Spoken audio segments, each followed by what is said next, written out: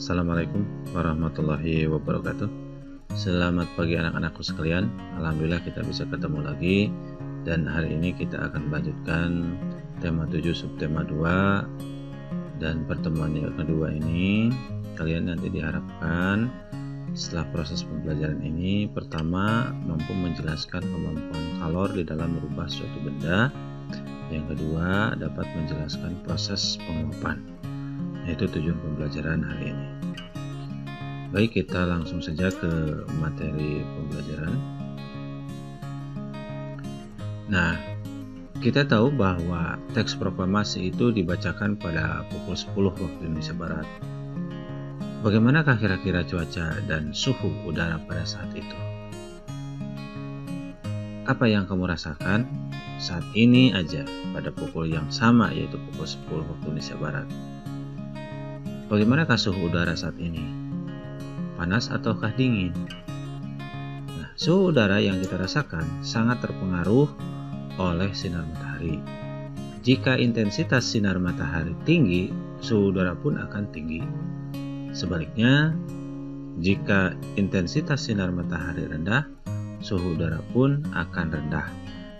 Hal tersebut juga berkaitan dengan perpindahan kalor secara radiasi dari matahari. Nah, sekarang kita coba bagaimana kalor mengubah suhu benda. Pertama, kalian harus tahu persis bahwa kalor itu bisa diartikan sebagai energi panas yang dimiliki oleh suatu benda. Nah, secara umum, mengetahui adanya kalor yang dimiliki oleh benda itu dapat dilakukan dengan cara mengukur suhu benda tersebut. Jika suhu benda tinggi, kalor yang dikandung oleh benda juga besar. Sebaliknya, jika suhu benda rendah, maka kalor yang dikandung oleh benda itu juga kecil. Kalor yang dimiliki oleh suatu benda bisa berubah-ubah. Bisa naik, bisa juga turun. Karena kalor dapat berpindah dari suhu tinggi menuju suhu yang rendah. Contoh bahwa kalor dapat mengubah suhu benda, misalnya air panas memiliki suhu tinggi, kemudian air dingin memiliki suhu rendah. Apabila kedua air dicampur, maka campuran itu akan menghasilkan suhu baru. Suhu rendah akan meningkat karena menerima panas yang bersuhu tinggi. Coba perhatikan. Misalnya air panas disatukan dengan air dingin, maka nanti akan menghasilkan air yang hangat, gitu ya. Kemudian sekarang kita akan buktikan lagi kemampuan kalor mengubah wujud benda melalui peristiwa penguapan. Penguapan adalah peristiwa perubahan wujud dari cair menjadi gas melalui penyerapan kalor. Nah, pernahkah kamu mengamati ketika merebus air sampai mendidih? Pasti ya, pernah. Apakah yang keluar dari cerek? Dari mulut cerek keluar asap putih. Nah, asap putih tersebut adalah air yang terkena panas berubah menjadi uap air. Nah, ini lihat dalam contoh.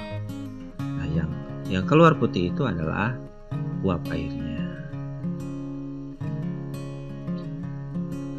Contoh lain, perubahan wujud karena penguapan adalah misalnya bensin dibiarkan di tempat terbuka, lama-lama akan habis.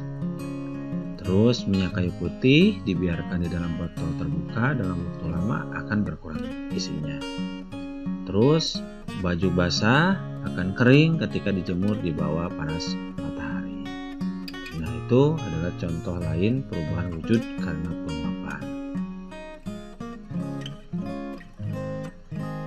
Nah, selanjutnya kita akan melakukan percobaan. Nah, kalian di rumah lakukan percobaan sederhana, tetapi kalau ada bahannya ya, kalau tidak jangan. Kalau tidak, kamu perhatikan saja orang yang sedang memasak air.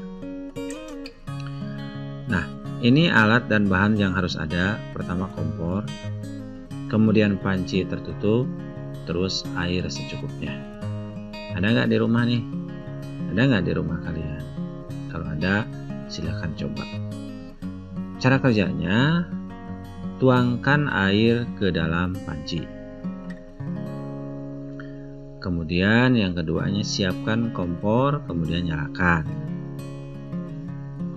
Yang ketiga, panaskan air dalam panci tanpa tutup di atas kompor.